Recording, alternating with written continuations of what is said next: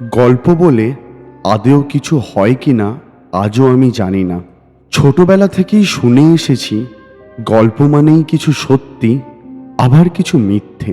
মানুষ বাস্তবের গায়ে কল্পনার রং মেখে তাকে গল্প বানায়। তাই কেউ যদি আজ আমাকে জিজ্ঞাসা করো, তুমি যা বলতে চলেছ সেটা কি সত্যি, আমি তার উত্তর দিতে পারবো না, কারণ আমি নিজেও সেটা জানি না। আমি শুধু এটুকু জানি, আজ থেকে প্রায় 6 মাস আগে আমার জীবনটা যেমন ছিল আজ আর তেমন নেই। আর এই 6 মাসে আমি এমন কিছু দেখেছি, এমন কিছু জেনেছি যেগুলো কাউকে বোঝানো যায় না। বোঝাতে গেলেই মনে হবে আমি হয় পাগল, নয়তো বানিয়ে বলছি।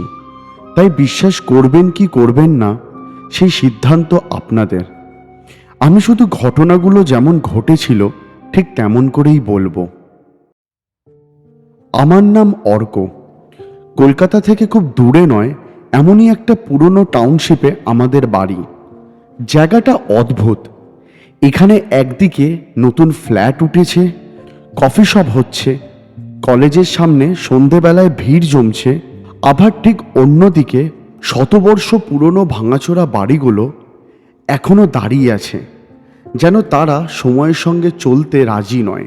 আমাদের বাড়ি থেকে বাস স্ট্যান্ডে যেতে হাঁটলে 8-10 মিনিট লাগে, আর সেই রাস্তার মাঝখানেই পড়ে একটা বিশাল জীর্ণ জমিদার বাড়ি। সবাই অবশ্য ওটাকে রাজবাড়ি বলেই চেনে। আসলে কোনো রাজা সেখানে কোনোদিনই থাকেনি।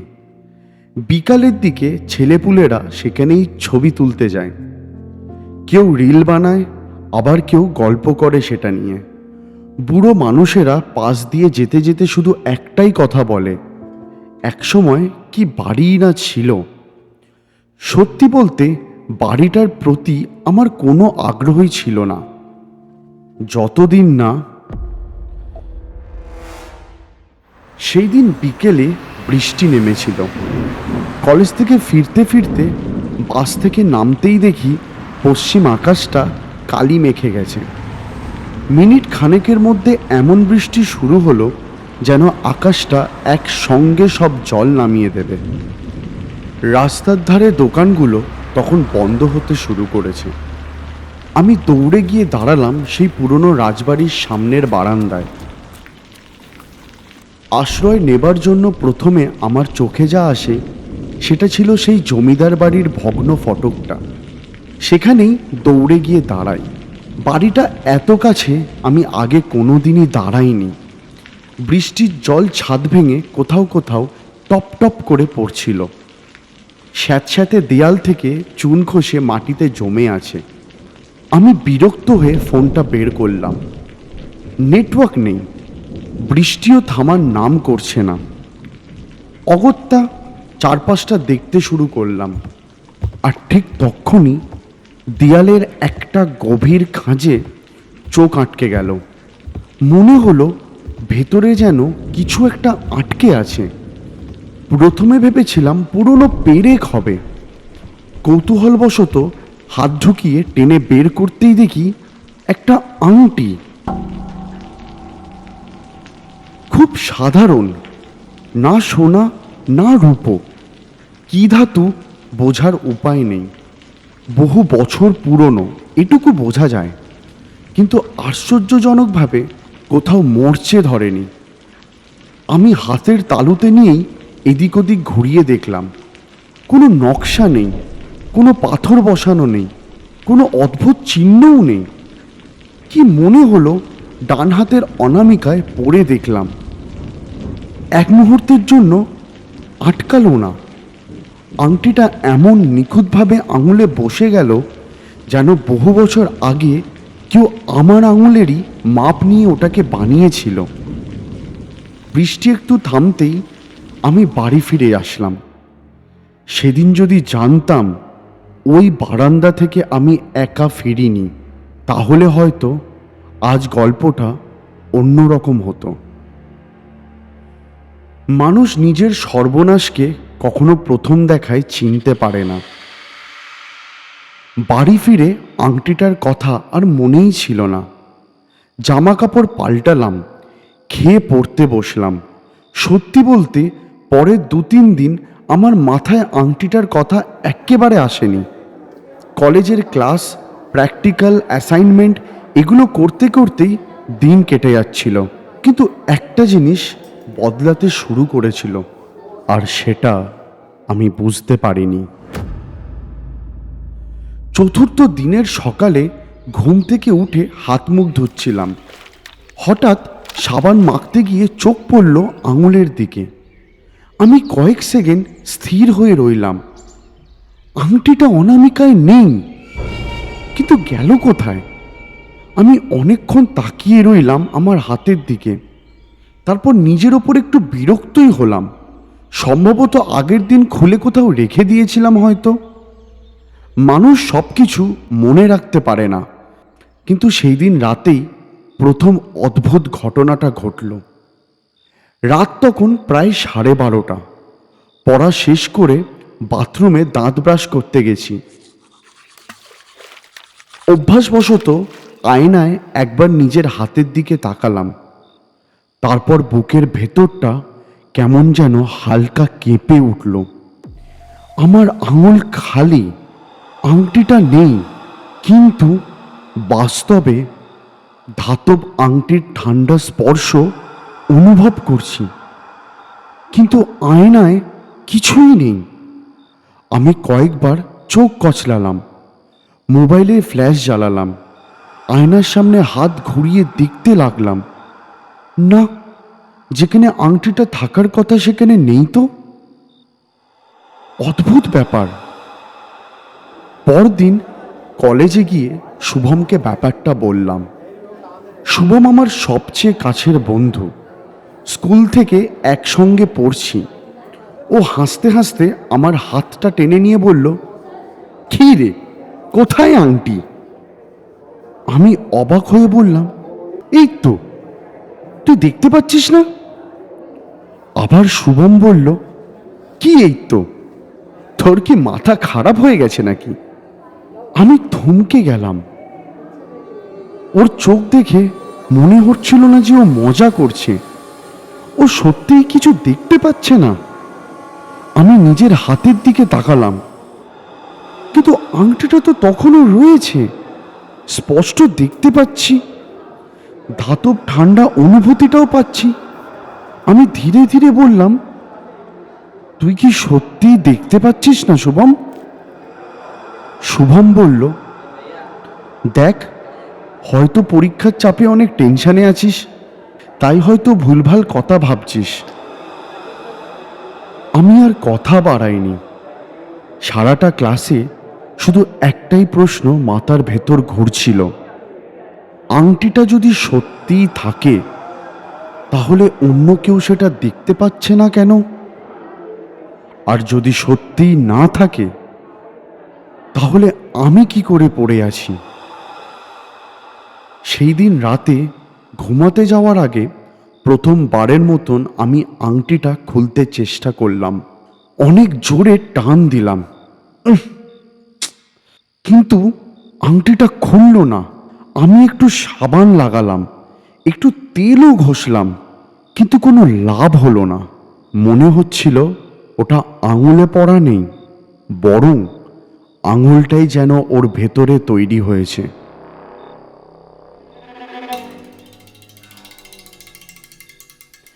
আমি তখনও জানতাম না এগুলো শুধু একটা অন্য কিছু হওয়ার শুরু। এই ঘটনাটা আমার জীবনটাকে দুভাগে ভাগ করে দিল, এক আংটিটা পাওয়ার আগে, আর এক আংটিটার পাওয়ার পর। একদিন কলেজ থেকে ফিরতে ফিরতে সন্ধে হয়ে গিয়েছিল। বাস স্ট্যান্ডে নেমে দেখি আশপাশে অস্বাভাবিক ভিড়। রাস্তার মোড়ে একটা চায়ের দোকানের সামনে কয়েকজন দাঁড়িয়ে ফিসফিস করছে। দূরে পুলিশের একটা গাড়িও দাঁড়িয়ে। প্রথমে ভেবেছিলাম আবার কোনো রাজনৈতিক ঝামেলা হয়েছে। ভিড়টার পাশ কাটিয়ে বাড়ির দিকে হাঁটছিলাম, এমন সময় পিছন থেকে কেউ ডেকে উঠল, অর্কবাবু, অর্কবাবু। বাস স্ট্যান্ডের মোড়ে এই দাদার চায়ের দোকান। আমার সঙ্গে বেশ পরিচয় আছে। তার ডাক শুনে আমি পেছনে ফিরলাম। সে বলে উঠল, ও অর্কবাবু, এত তাড়াতাড়ি আবার ফিরে এলে? আমি ভুরু কুঁচকে বললাম, মানে? লোকটা হেসে বলল, এই তো ৮ ঘন্টা আগেই তো তোমাকে দেখলাম, এখানেই দাঁড়িয়েছিলে। আমি এই শুনে কিছুক্ষণ চুপ করে রইলাম। তুমি ভুল করছো, আমি তো এক্ষুনি কলেজ থেকে ফিরলাম। ভুল করব কেন? তুমি ওই রাজবাড়ির দিকে তাকিয়ে দাঁড়িয়েছিলে গো। আমি বললাম চা খাবে, কিন্তু কোনো উত্তর দিলে না। আমি শান্ত গলায় বললাম, ঠিক বলছো, আমিই ছিলাম। লোকটা একটু বিরক্ত হয়ে বলল, এত কাছ থেকে মানুষ চিনতে ভুল করব নাকি? আমি আর কথা বাড়ালাম না। বাড়ি ফিরে নিজেকে বুঝিয়ে বললাম, লোকটা নিশ্চয়ই অন্য কাউকে দেখে ভুল করেছে। মানুষের চেহারা মিল থাকতেই পারে, সেটা স্বাভাবিক একটা ব্যাখ্যা। কিন্তু স্বাভাবিক ব্যাখ্যাটা বেশি দিন টিকল না। 2 দিন পর কলেজে ঢুকতেই শুভম আমার সামনে এসে দাঁড়ালো। ওর মুখে অদ্ভুত একটা ভাব। সে আমায় বলে উঠল, এই হ্যাঁ রে, কাল রাতে কোথায় ছিলিস রে? আমি অবাক হয়ে বললাম, কেন, বাড়িতে, আবার কোথায় থাকবো? সে বলে উঠল, মিথ্যে বলিস না, কোথায় ছিলিস? আমি হেসে ফেললাম, কি হয়েছে বলবি তো? শুভম গম্ভীর গলায় বলে উঠল, রাত 9টার দিকে আমি বাইকে করে ফিরছিলাম। রাজবাড়ির সামনে তোকে দাঁড়িয়ে থাকতে দেখেছি। আমি হর্ন দিলাম, তোকে ডাকলামও, আর তুই আমার দিকে তাকালিও, কিন্তু যেন আমাকে চিনতেই পারলি না। তারপর আবার গুটি গুটি পায়ে রাজবাড়ির ভেতরের দিকে হাঁটতে শুরু করলি। এই শুনে আমি বললাম, অসম্ভব, কি বলছিস তুই? আমি তো কাল বাড়িতেই ছিলাম। আমি কয়েক সেকেন্ড শুভমের দিকে তাকিয়ে রইলাম। ও মজা করছে না। আমি ওকে যতদিন চিনি, ওর চোখ দেখে বুঝতে পারি কখনো মিথ্যে বলছে আর কখনো সত্যি। আজও মিথ্যে বলছে না। আমি ধীরে ধীরে বললাম, কাল রাত 9টায় আমি বাড়িতেই ছিলাম ভাই, মা বাবার সঙ্গে। সেই দিন রাতে আমার আর ঘুম আসেনি। বারবার ফোনের গ্যালারি খুলে আগের দিনের ছবিগুলো দেখছিলাম। রাত 8টার দিকে নিজের ঘরে বসে নোটিশ লিখছিলাম, তার একটা ছবিও ছিল। অর্থাৎ আমি সত্যিই বাড়িতে ছিলাম।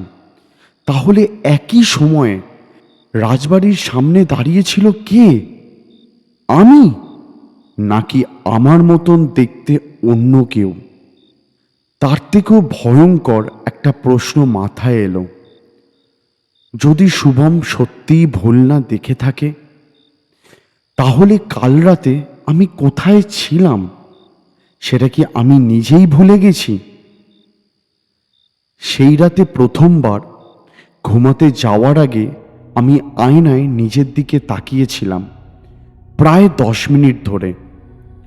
কারণ আমার মনে হচ্ছিল আয়নার ওপাশে দাঁড়িয়ে থাকা মানুষটা আমার প্রতিটা নড়াচড়া অনুকরণ করলেও সে যেন আমার থেকে এক মুহূর্ত দেরিতে নড়ছে। প্রায় 1 সপ্তাহ পরে কলেজের লাইব্রেরিতে বসে নোটিশ লিখছি। হঠাৎ ফোনটা কেঁপে উঠল। দেখলাম মা ফোন করেছেন। ওনার ফোনটা ধরতেই আমাকে জিজ্ঞাসা করলো যে আমি কোথায়। তার উত্তরে আমি বললাম যে কেন, আমি তো কলেজে মা। মা আমায় বললেন যে মিথ্যে কথা বলিস না। আমি হঠাৎ এই শুনে থমকে গেলাম। আমি বললাম, মানে? আমি তো তোমায় বেরোনোর সময় বলে আসলাম মা যে আমি কলেজে যাচ্ছি। উনি বললেন, 10 মিনিট আগে আমাকে নাকি সেই রাজবাড়ির সামনে দাঁড়িয়ে থাকতে দেখেছেন। তিনি নাকি আমাকে ডাক দিয়েছিলেন, কিন্তু আমি ফিরে তাকাইনি। সেই নিস্তব্ধ লাইব্রেরির মাঝে এই কথাটা শুনে আমার গা ছমছম করে উঠল। এই কথোপকথনের পর মা ফোনটা কেটে দিলেন। ফোনটা কেটে যাওয়ার পর অনেকক্ষণ আমি নড়তে পারিনি। মা তো আমাকে ভুল চিনবেন না, অসম্ভব, এটা কি হচ্ছে?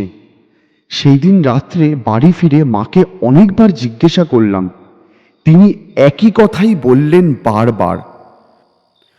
যতবারই নিজেকে বোঝাবার চেষ্টা করলাম যে সবাই হয়তো কোনোভাবে ভুল দেখছে, মন সায় দিল না।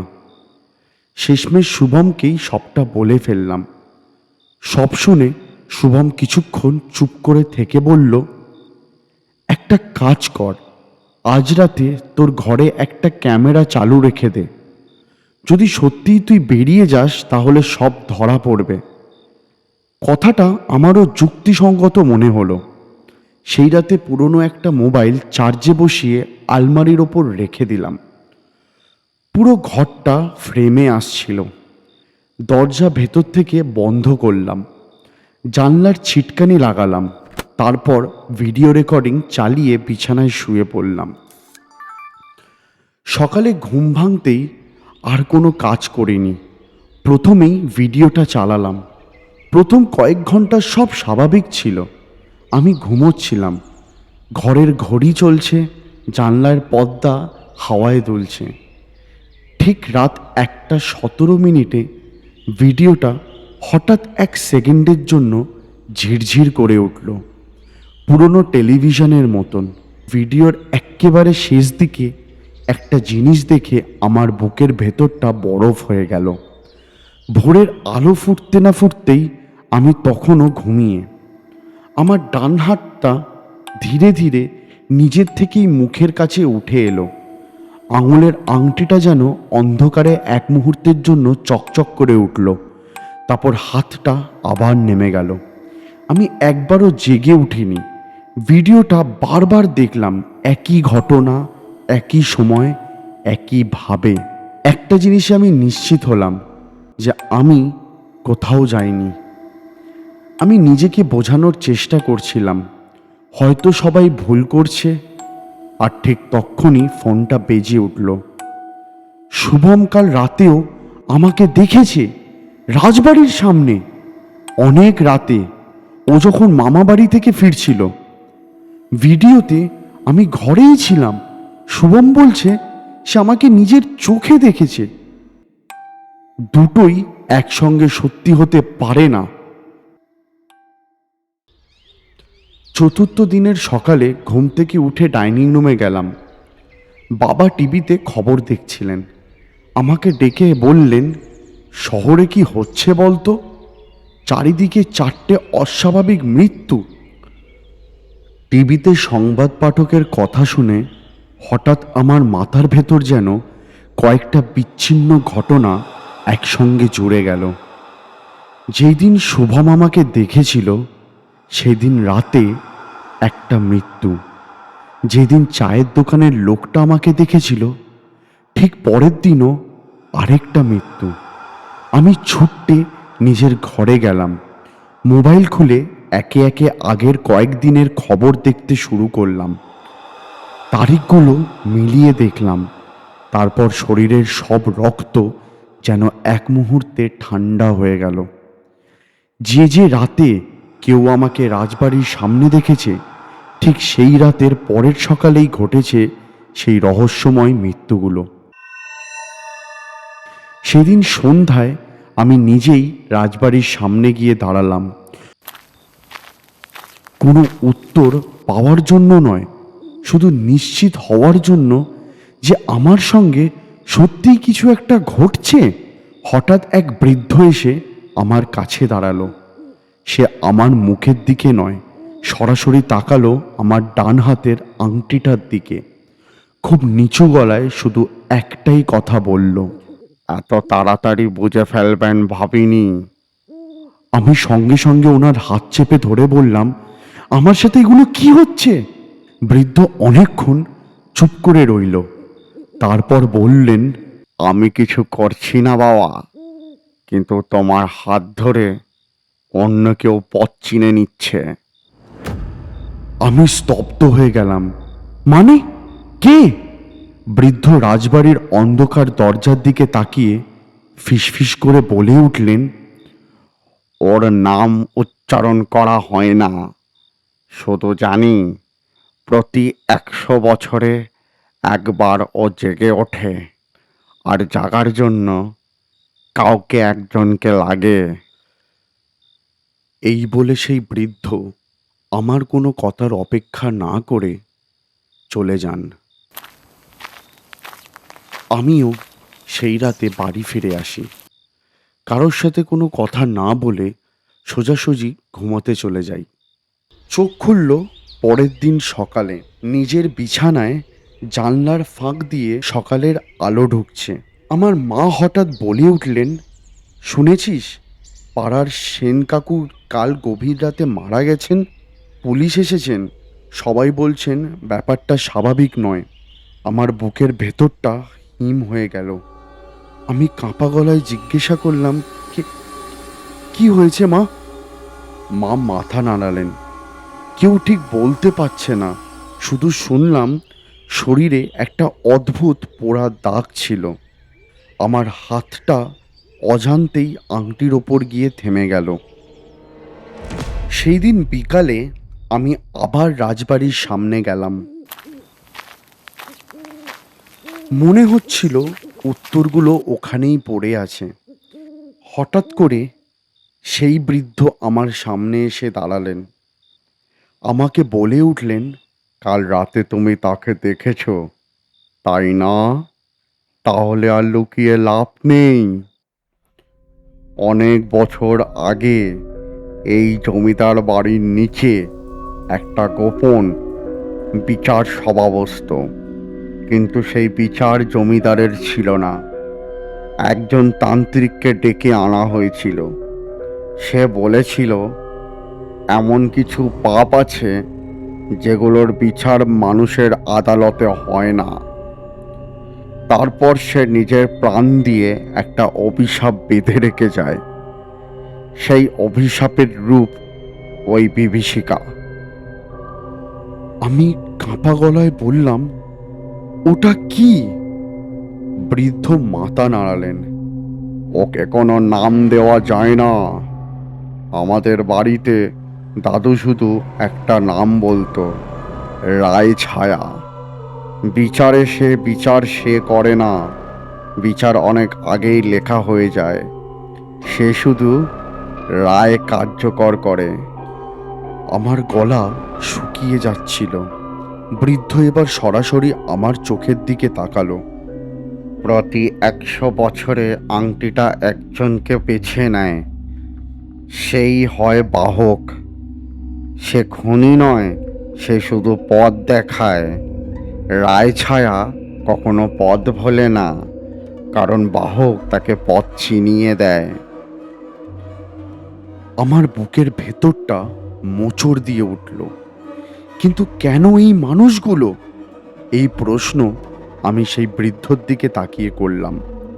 সেই বৃদ্ধ বলে উঠলেন, এদের সবার অতীতে একই পাপ আছে, তাই সেই তান্ত্রিক এই অভিশাপ দিয়েছিলেন। কেউ নিজের হাতে হত্যা করেনি ঠিকই, কিন্তু সবাই জানতো একজন নির্দোষ মানুষের জীবন শেষ হয়ে যাচ্ছে। তবু নিজেদের স্বার্থে সত্যিটা লুকিয়েছিল। সেই একটাই পাপ সবাই ভাগ করে নিয়েছিল। তুমি কি খেয়াল করেছ? এখনো একজন বাকি। যাদের নাম লেখা ছিল প্রায় সবাই শাস্তি পেয়েছে। শুধু এই বলে তিনি থেমে গেলেন। আমি কাঁপা গলায় বললাম, শেষের নামটা কার? বৃদ্ধ উত্তর দিল না, বরং পকেট থেকে বহু পুরনো হলদে হয়ে যাওয়া একটা কাগজ বের করলেন। শুধু একবারে নিচে লাইনটা এখনো পড়া যায়। আমি ঝুঁকে পড়লাম, তারপর আমার চোখ যেন স্থির হয়ে গেল। সেখানে লেখা ছিল আমার বাবার নাম। বৃদ্ধ ধীরে ধীরে কাগজটা ভাঁজ করে বলল, আগামী রাতের পর এই বিচার সভা আবার 100 বছরের জন্য নিঃশব্দ হয়ে যাবে। পরের দিনটা আমি প্রায় পাগলের মতন কাটিয়েছিলাম। বাবাকে এক মুহূর্তের জন্য চোখের আড়াল হতে দিইনি। দরজা জানালা বন্ধ করে রেখেছিলাম। আংটিটা খুলে ফেলার চেষ্টা করেছি। রক্ত বেরিয়েছে, কিন্তু আংটি এক চুলও নড়েনি। রাত বাড়ছিল। ঘড়ির কাঁটা যখন 1:17, আবার সেই অনুভূতিটা ফিরে এলো। আমার শরীর অসাড় হয়ে গেল। আমি জানতাম আজও আমি থামাতে পারবো না। আমি হাঁটতে শুরু করলাম। বাবা আমার হাত চেপে ধরে বললেন, কোথায় যাচ্ছিস? আমি উত্তর দিতে পারিনি, বরং অস্বাভাবিকভাবে বাবা আমার পেছনে হাঁটতে শুরু করলেন। মনে হলো তিনিও যেন কোনো অদৃশ্য ডাকে সাড়া দিচ্ছেন। আমরা রাজবাড়ির সামনে পৌঁছালাম। সেই ছাইয়ে ঢাকা বিভীষিকাটা আবার অন্ধকার ভেদ করে বেরিয়ে এলো। বাবা ওটাকে দেখে থেমে গেলেন। তার মুখের রং মুহূর্তে ফ্যাকাশে হয়ে গেল। ফিসফিস করে শুধু একটাই কথা বললেন, এত এত বছর পরেও ও ফিরে এলো। আমি স্তব্ধ। বাবা ওকে চিনতেন। পরের মুহূর্তেই বিভীষিকাটা ধীরে ধীরে বাবার সামনে গিয়ে দাঁড়ালো।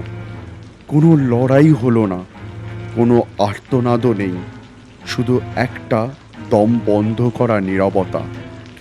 তারপর অন্ধকারের মধ্যে এক্কেবারে লালচে আগুন জ্বলে উঠল, আর সব শেষ। ভোরের বেলা পুলিশ বাবার দেহ উদ্ধার করলো। আমি আর কাঁদিনি, কারণ তখন সব বুঝে গেছি। বৃদ্ধ লোকটা সেদিন শুধু একটাই কথা বলেছিলেন, রায় ছায়া কখনো ভুল মানুষকে স্পর্শ করে না। প্রায় 1 মাস পরে ভোরবেলায় ঘুম ভেঙে দেখি আংটিটা আর আমার আঙুলে নেই। আমি পুরো বাড়ি খুঁজলাম, পেলাম না। সেই দিনই প্রথমবার মনে হলো হয়তো সব শেষ, হয়তো অভিশাপটা চলে গেছে। আজও মাঝের মধ্যে রাত 1:17 আমার ঘুম ভেঙে যায়। কিন্তু একটা জিনিস যেটা আমি আজও উত্তর পাইনি, যেই মানুষগুলো আমার হাতে বা সেই ছায়ামূর্তির হাতে মারা গেল, তাদের দোষটা আসলে কী ছিল। কোনো এক বৃষ্টির দিনে আবার কেউ হয়তো দেয়ালের সেই খাঁজে হাত ঢুকিয়ে আংটিটাকে তুলে নেবে, আর আবার দেখা দেবে সেই রায় ছায়া।